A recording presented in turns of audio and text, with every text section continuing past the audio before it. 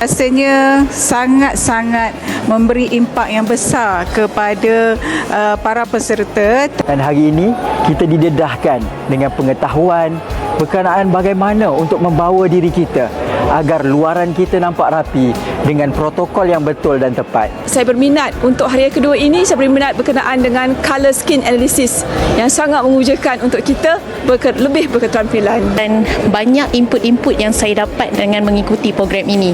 Jadi saya harap pihak Yayasan Perak dapat teruskan lagi dengan mempelbagaikan lagi kos-kos sebegini. Pengalaman dan juga banyak info-info menarik yang saya dapat, terutama sekali dari segi macam mana saya nak bawa diri saya. 2 hari ini saya dapat belajar banyak benda untuk mengetahui cara-cara ketika kita berpakaian, cara warna pemakaian kita untuk sesuai dengan diri kita dan juga ketika kita berada di meja makan.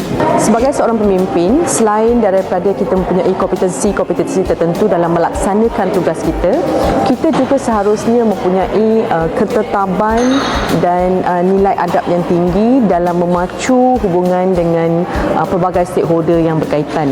Jadi kita bawakan EDP 3 pada hari ini untuk membantu membina pegawai-pegawai negeri Perak yang berketerampilan dan juga mempunyai peradaban yang tinggi. Jadi kita harap anda semua enjoy the session dan temui kami di sisi EDP yang akan datang. Thank you.